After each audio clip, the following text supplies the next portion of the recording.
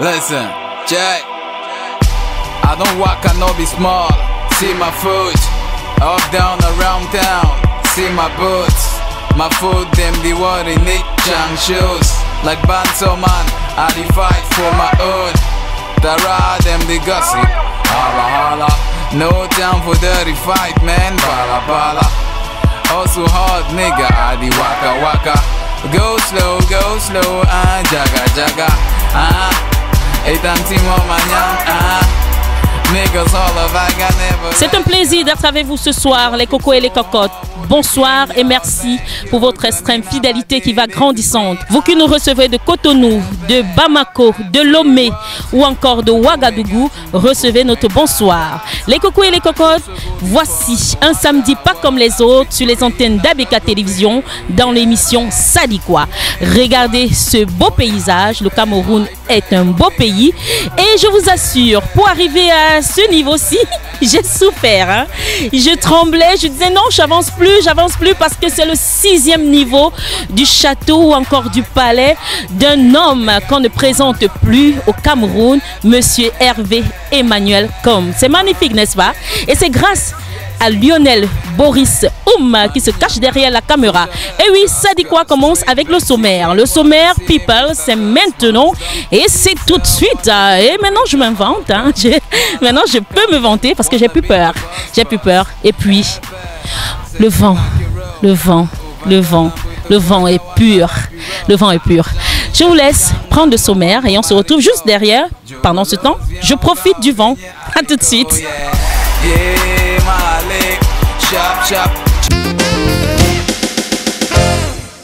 Les cocos et les cocos, c'est un plaisir de vous offrir ce sommaire. En première position, les news sucrées-salées de Mami Cancan. Qu'est-ce qui se passe entre Sergio Polo et la people Chantala ici? Mami Cancan nous en parle dans sa rubrique.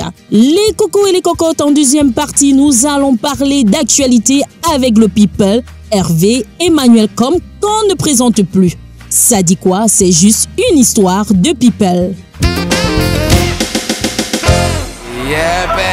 Les cocos et les cocottes, voilà, après le sommaire, je vous assure, hein, je peux maintenant danser, je peux sauter, j'ai plus peur. Je suis forte parce qu'à partir d'ici, on regarde, on aperçoit presque la ville de Douala. De l'autre côté, il y a la piste d'atterrissage des avions. Ici, il y a Ndokoti.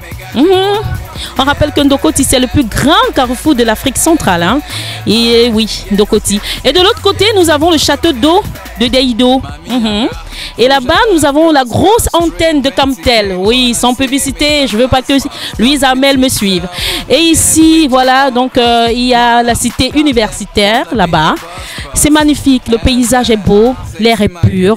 C'est une émission bio pour des personnes bio comme vous. Et nous allons prendre une rubrique 100% bio, 100% camerounaise avec un ton camerounais. La rubrique, c'est les news sucrées, salées, pimentées. À tout de suite. Yeah, yeah, aïe, kang, kang, yeah, yeah, yeah, aïe, kang, kang, les quoi, what? Affaire de droit d'auteur là. C'est trop compliqué. Les artistes veulent même quoi? Pourquoi ils ne s'entendent toujours pas? Et pourtant, le nouveau PCA est déjà connu. Tonton Sanfa, qui est calme là. C'est lui le nouveau PCA. Il a même intégré la nouvelle génération. La nouvelle génération fait partie des 41 membres. Kia, Label, Dugzy, Salacienne One Love représente la nouvelle génération. Je demande, malgré tout ça, il y a un autre camp là, le camp de Papa et Bogo, de Jean-Pierre Sommet. C'est vrai que c'était son anniversaire, hein, Jean-Pierre Sommet, mais ce n'est pas de ça qu'on parle. Il est dans le camp avec Messi Ambroise et bien d'autres qui disent que la Sonacam est illégitime. Comment vous pouvez dire les choses comme ça alors que tonton, moi les combis, soutient la nouvelle société? Franchement, cette histoire de droit d'auteur et droit voisin devient déjà de la pure sorcellerie. C'est de la cacophonie à la fin, parce qu'on ne sait plus ce que vous voulez. Comme le nouveau son de Ténor et d'Arafat. On ne connaît même pas le style. Surtout que le titre est bizarre. Chicoter les tympans. Et ça fait vraiment beaucoup de bruit, ce duo-là. Et en plus, dans cette chanson, Ténor a renversé DJ Arafat. Il lui a volé la vedette. Ah, qui a Ténor, le fiang, le way, le yamo. Quelqu'un t'invite dans son way. Et tu es plus fort que lui. Arafat, avant d'inviter un autre artiste, surtout camerounais, réfléchis bien haut. Voilà donc, même ton confrère de Bordeaux confirme que Ténor t'a tenu. Et il a débordé le son. Affaire de son. Affaire des sons et les accusations. Voilà notre chanteur de chambre, Sergio Polo, qui est accusé par la people du Bikoussi. Chantal ici, elle accuse d'avoir plagié sa nouvelle chanson. Il faut la cajoler. Notre people du Bikoussi déclare que dans la nouvelle chanson de Sergio Polo, Fleur et Vénus, on retrouve les mêmes mots, les mêmes paroles. Et que ce n'est même pas la première fois que notre chanteur de charme pique ses idées. Ah, Kia, votre histoire est un peu trop compliquée pour nous. Pardon, nous sommes partis bien. Après les news sucrés, salés, pimentés, les cocos et les cocottes, dans votre émission People, c'est l'heure du Toli, la chat avec une personnalité. Et oui, ce monsieur, on ne le présente plus. Vous qui êtes fidèles au programme d'Ameka Télévision, nous allons aller à la rencontre de monsieur Hervé Emmanuel Comme. Et oui, c'est un banquier, un homme politique, militant de première heure du RDPC. Les cocos et les cocottes, nous sommes dans sa somptueuse demeure et il nous attend. Avec lui, nous allons parler de tout ce qui fait l'actualité au Cameroun. Nous allons parler des leaders politiques, nous allons parler de Cabra Libi. Et pourquoi pas dire quelque chose sur le droit d'auteur au Cameroun. Les cocos et les cocottes, c'est maintenant et c'est tout de suite. Nous allons rencontrer monsieur Hervé Emmanuel Comme. À tout de suite. Charlotte Panda, I go marry you. Lady Bonza, I go marry you. Caress photo, I go marry you. Yeah, I go marry you. I go marry you. Yeah. Nous on est au boîte, on est hyper. Et comme mes gars du Moko, on dit épais. Hervé Emmanuel Comme. Bonsoir madame. Merci d'avoir accepté notre invitation et de nous recevoir chez vous. Merci, vous êtes bienvenue. Alors ici nous avons un petit jeu dans cette émission, ça dit quoi? Avant de commencer l'interview, la personnalité lève la main droite et jure de dire la vérité, rien que la vérité. Je jure de me tromper, mais en toute honnêteté. Alors nous allons commencer cette émission en parlant de vous d'abord, en quelques mots. Où on sait que vous êtes quelqu'un de commandant, vous êtes un monsieur qui a grandi dans la ville de Douala, mais brièvement pour tous ceux qui nous regardent, de l'Ouest, de l'Afrique centrale, un peu partout, avec on rappelle que cette chaîne est sur satellite. Ah, très bien, mais je dis bonsoir à tous les gens qui me voient, en ce moment qu'ils soient de Paris, d'Afrique de l'Ouest, où je connais beaucoup d'amis, Côte d'Ivoire, au Bénin, à monsieur le président Taï. Si nos souvenirs parisiens sont toujours vivace. Je suis né à Douala, un dimanche 22 février 1953 à 13h15 à l'hôpital Akenti, qui est l'hôpital de référence de la ville de Douala. Et voilà, je suis né d'une femme adolescente, malheureusement qui n'est plus de ce monde, qui m'a mise au monde, elle avait 13 ans à l'époque.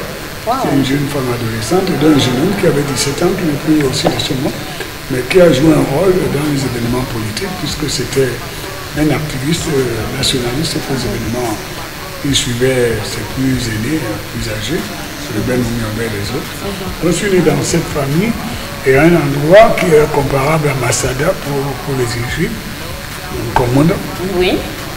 Puisque c'était le centre nerveux du nationalisme et de la contestation anticoloniale. J'ai grandi avec les jeunes de cette culture et cette éducation. Et lorsque j'avais 18 ans, je me suis rendu à Paris, qui est ma deuxième ville, où j'ai vécu 35 ans. Voilà. Wow. Je suis donc un enfant de Commune et de Paris, et en passant par Toulouse. Et donc, j'ai beaucoup d'amis en Côte d'Ivoire, parce que pendant un moment, je ne pouvais pas me rendre au Cameroun, pendant une dizaine d'années. Et mon pays d'adoption où j'allais le week-end, c'était la Côte d'Ivoire, le Bénin, où un ancien camarade d'université d'ailleurs a été président de la République, n'est-ce pas, Iao, Oni Yahi, qui était mon collègue, parce que nous étions banquiers dans la même génération. J'ai que des amis partout. En Côte d'Ivoire, j'ai des frères où mon histoire est mêlée par l'histoire de l'Afrique. Je suis heureux de parler sur une chaîne panafricaine et de qualité que j'ai souvent. Merci de m'avoir pris dans votre programme. Merci aussi, c'est un plaisir. Je suis banquier de métier. Oui, vous êtes banquier. J'oublie mon métier, mais je suis aussi un activiste politique, puisque je suis à la fois évangéliste et aboyeur pour le compte de mon parti. Vous avez fait 35 ans en France. Et qu'est-ce qui vous a intéressé? Parce qu'étant en France, vous avez fait 10 ans avant de venir au Cameroun. Mais après, quand vous venez, vous entrez dans le RDPC. Pourquoi? Ah ben j'ai toujours été au RDPC, même étant en France.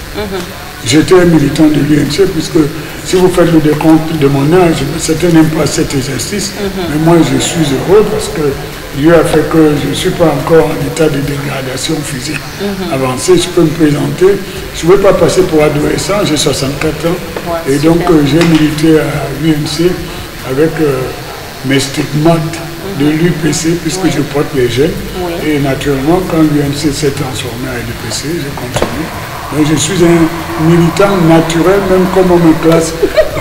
Selon le vocabulaire, on dit que je suis le fondateur, parfois fondeur, mais je suis un militant pur, sucre, du RDPC. Alors que papa a été de l'UPC. Ça prouve que presbytérien que je suis, parce qu'il faut que je vous mentionne quelque chose, je suis petit-fils de catéchistes et de pasteurs aussi. Et je suis moi-même ancien de l'église, presbytérien, et l'indépendance de penser dans mes gènes, dans mon ADN. Donc je n'étais pas obligé de suivre mon père, encore que la différence entre l'UPC et le RDPC est simplement que certains sont, pour une partie peut-être importante, au RDPC, les héritiers de quelques minorités qui ont collaboré avec l'administration coloniale pour réprimer les nationalismes. Mais le programme est presque le même. C'est la gouvernance qui change simplement. Mais je transporte au sein du RDPC, qui est un rassemblement, les jeunes de mon éducation UPC, dont je suis fier, et je dis à papa, là où il me regarde, merci papa, c'est pas mal. Allez, on va parler maintenant de ce qui fait l'actualité au Cameroun, la libération des leaders anglophones. Pour vous, cet acte est comment? Parce qu'il y en a qui pensent que c'est un acte que le président de la République, son excellent Pobia, c'est un acte mesuré par rapport aux élections de 2018. Non, écoutez, j'ai le privilège de connaître le président et d'avoir souvent les occasions de le rencontrer et de parler avec lui. Donc, et j'ai un statut, parce que vous avez oublié de mentionner, ce n'est pas très important, mais je suis un des principaux dirigeants du parti au pouvoir, parce que je suis membre titulaire du comité central. Et en ce qui concerne le Douala, département de Bouri dans lequel nous nous trouvons, je suis un des 5 dirigeants représentants du comité central, dont je suis membre délégué permanent du comité central dans le Bouri à Douala.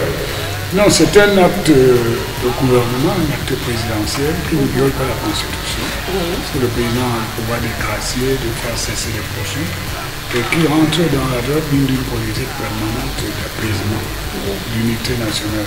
Mais ce n'est pas une franchise pour ceux qui seraient tentés de récidiver, pour nuire à l'ordre public et porter atteinte à la sûreté de l'État et à l'unité nationale.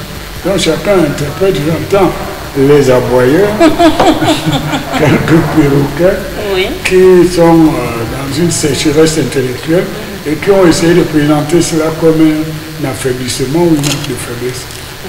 Lorsque vous êtes en charge d'une nation, vous intégrez toutes les données pour garder la sérénité et la paix. Ça n'a rien à voir avec les élections.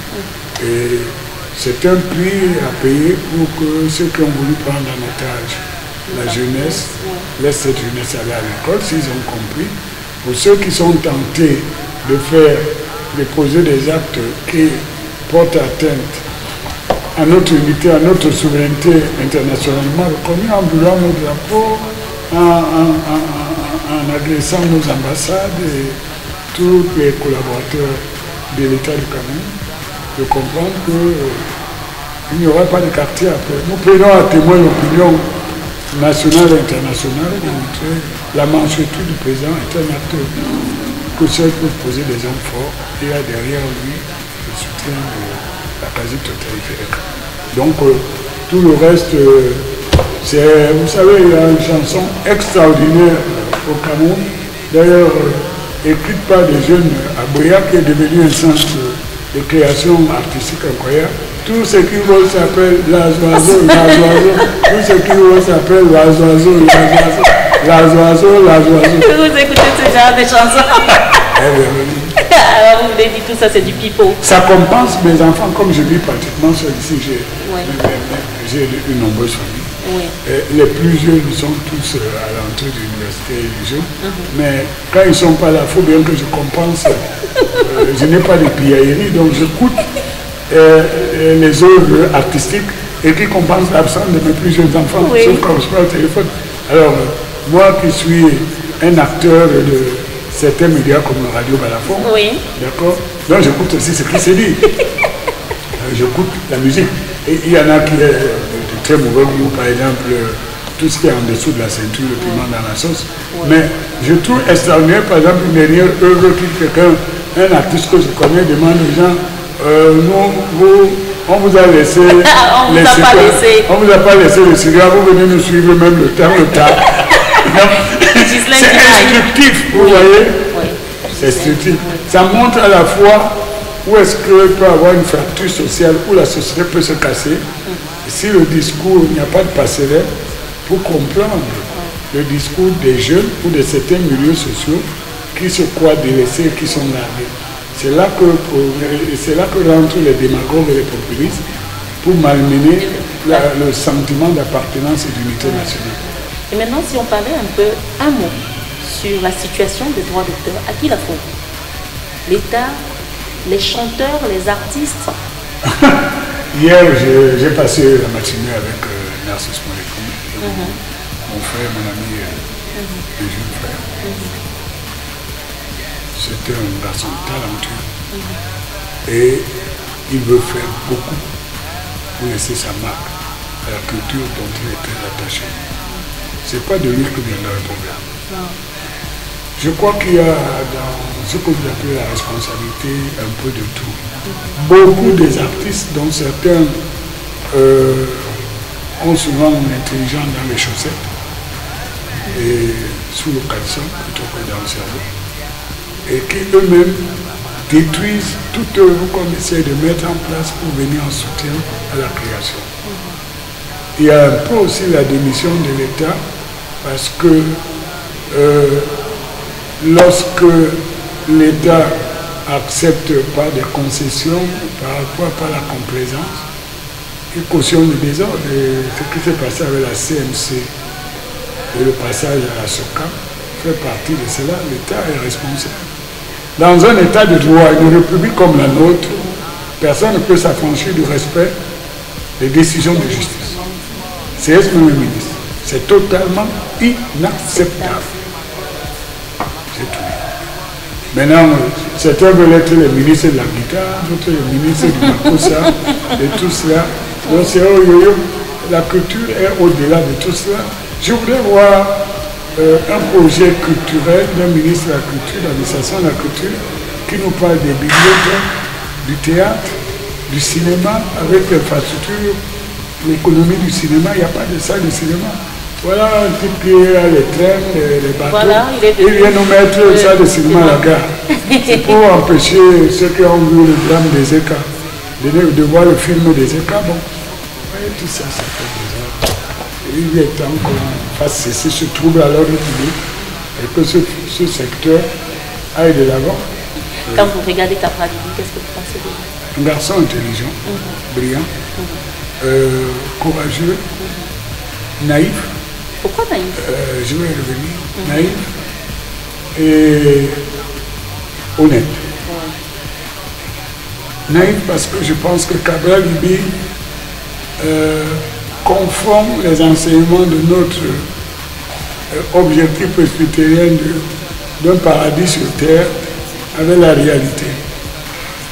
Et il a parfois eu des fréquentations, lui avec sa vérité, sa générosité et sa naïveté, les autres avec leur venin, leur malignité et leur calcul.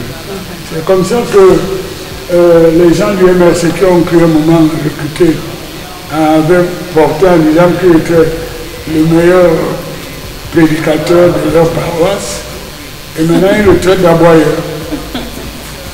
Donc je lui ai dit que ses pires ennemis aujourd'hui ne sont pas les gens en face comme le RDPC, parce que dans cette maison qui est la sienne aussi, il est chez lui, je l'aime beaucoup. D'ailleurs, son directeur de cabinet, Armand Ocol, autoproclamé ou pas, le sait aussi. Et aujourd'hui, ce qui casse le sucre injustement sur son dos, alors que lui il est armé de la bonne foi, ce sont ses anciennes fréquentations. Et je trouve cela méprisable. Et je lui dis que je l'aime beaucoup et qu'il a toujours mon admiration, mon soutien, et qu'il n'est pas obligé d'être dans le même parti que moi pour garder mon estime. Voilà. C'est un garçon bien. Je l'aime beaucoup. Et je trouve courageux. Tous les bababas qui parlent là, ils n'ont pas, et pour faire le 1 million de ce que lui a tenté de faire. On va finir avec cette dernière question. Pourquoi jusqu'à aujourd'hui vous restez fidèle au RDPC? Est-ce que vous pensez que le président de la République, son Excellence M. Paul Biya, est quelqu'un qui jusqu'ici a bien dirigé? Pourquoi vous êtes? Parce que vous globalement, oui. Globalement. Oui. Il y a des choses qui pouvaient aller mieux que cela. Mais lui-même me le dit, et je le lui ai souvent répété, que quand il arrive dans la ville, elle est très propre. Il se m'a souri, dit, n'est-ce pas? Je lui dis oui. Il me dit, je le sais. Il ne peut pas lui seul être homme et Dieu.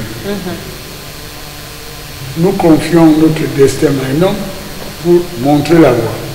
Mais nous ne sommes pas pour autant totalement dépourvus, dépossédés de notre pouvoir au quotidien nous-mêmes de faire que les choses aillent mieux. Ce n'est pas Paul Biya qui vient installer l'école bon sur les trottoirs. Ce n'est pas Paul Biya qui dit que les motos doivent aller à contre-sens. Ce n'est pas lui qui dit que les gens mettent les vêtements comme des rideaux sur les balcons aux yeux de tout le monde, les caleçons, même au cricat. Ce n'est pas lui qui dit que, ce n'est pas lui qui a mis les réparateurs de roues sur la route. C'est pas lui, c'est pas lui. Il y a des choses qui relèvent de nos responsabilités individuelles que nous n'assumons pas. Il y a aussi des responsables intermédiaires qui ont démissionné, soit par cupidité parce qu'ils ont préféré se plier devant le groupe d'intérêt, ce qui est une forme de lâcheté managériale, soit parce qu'il faut réarmer moralement le Camerounais, l'Africain, de sa responsabilité. Prenez le débat, ça va dans tous les sens. Oui. Les Africains disent, ouais, le CFA c'est une monnaie coloniale. Mais si ça nous convient, on peut changer ça. Macron, qui pour moi est le dernier démagogue à avoir trompé un peuple qu'on croyait intelligent, là au moins il a raison. Si ça ne vous change pas, vous êtes des États souverains, changez ça. Alors, pour revenir à ce qui me concerne, ma fidélité au président Paul Biya, d'abord parce que je suis presbytérien. Et deuxièmement parce que je peux me tromper, j'ai le droit de me tromper. Vous savez, ils ont fait circuler dans leur poubelle électronique qu'on appelle Facebook une interview imaginaire. Maintenant, je peux le dire que je n'ai jamais donné. Et dans un journal qui n'existe pas, et j'étais en Europe pendant ma période d'absence, où il me faisait dire que Biya était l'incarnation vivante de l'incapacité à gouverner. Oui, si j'étais en position de le dire à ce moment, pour des raisons qui sont dans les années 90, je pouvais le dire. C'était la vérité du monde. Il a évolué, j'ai évolué, la situation a évolué. Sommes-nous condamnés dans les immobilismes seulement pour des raisons biologiques? Votre mari peut changer si vous êtes croyant. Priez pour que le Saint-Esprit le pénètre et qu'il évolue, qu'il soit éligible à la vérité, à votre estime et à votre confiance. Mais nous tous faisons, nous réciproquement, ce droit. Donc vous me demandez pourquoi je suis fidèle, vous me taxez de fidèle. Mais d'autres disent que parce que je suis né d'un UPC, je ne savais pas que c'était dans les gènes, qu'on transférait ça, transmettait ça par les spermes, que je devais mourir UPC. Qu'est-ce qu'il leur dit qu'Oumniové ne serait pas militant du RDPC? Ou qu'il n'aurait pas changé le nom d'une boutique qui est devenue une épicerie arabe? Hein? Quand vous avez les enfants de prostituées, les filles de prostituées sont-elles condamnées à être prostituées? Non, du tout. Les enfants de voleurs sont condamnés à voler. Il y a une loi dans la mafia dont je n'ai jamais été membre, italienne, surtout aux États-Unis.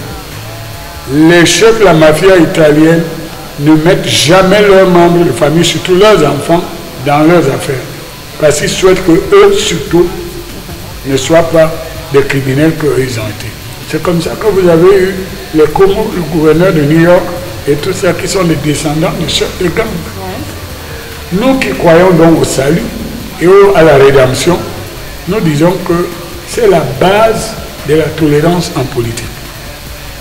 Et que si les uns les autres acceptaient d'abord que l'homme n'est qu'un humain, qu'il est mortel, qu'il peut être failli, ça nous éviterait beaucoup de guerres inutiles et de crimes contre l'humanité.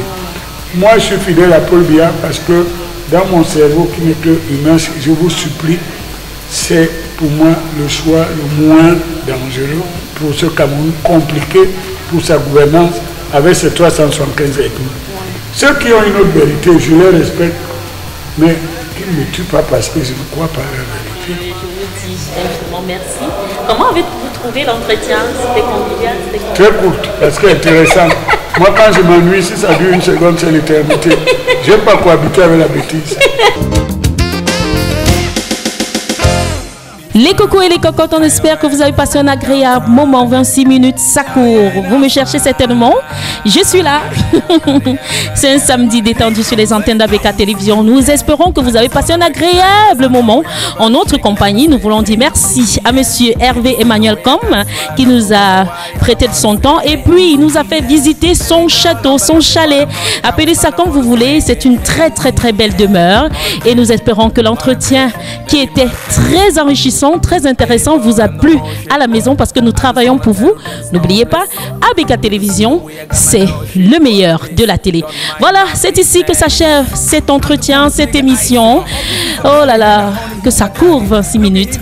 On se donne rendez-vous lundi lorsqu'il sera 14 h sur les antennes d'ABK Télévision pour la rediffusion de cette émission. Samedi 19 h, Inch'Allah, nous aurons un autre invité, une personnalité, une célébrité pour vous et rien que pour vous, les cocos et les cocottes. Permettez-moi de dire merci à notre frère qui nous a accompagnés tout au long de cette émission, monsieur Lionel Boris Oum, sans oublier le réalisateur Jaurès Ndjoumou, sans oublier monsieur Makwessou.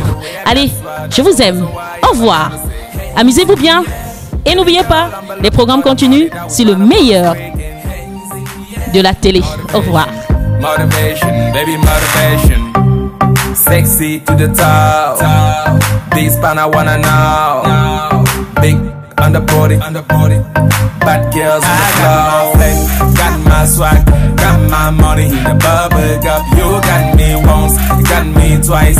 Micro sites wanna be like me. It's time to love, yeah. I got my sugar, baby, I'm proud, yeah. Welcome to my world, baby, lovely. I just wanna tell you that it's no place. If you see the way I got my nose shit, gonna make a fire my way. Everybody say, hands in the air. I just wanna make it shine, cause I know you're the best shake. Let me say, hands in the air. If you see the way I got swag, that's the reason why everybody say, hands in the air. Baby girl, I'm been looking for the money that was planning for this weekend. Hands in the air. Motivation, motivation, baby, motivation. Damn, hands in the air. You going nowhere cause the party's over, yeah. You better swag up or get out of here. Cameroon's hip hop king Kong, I think for yeah. Whoa.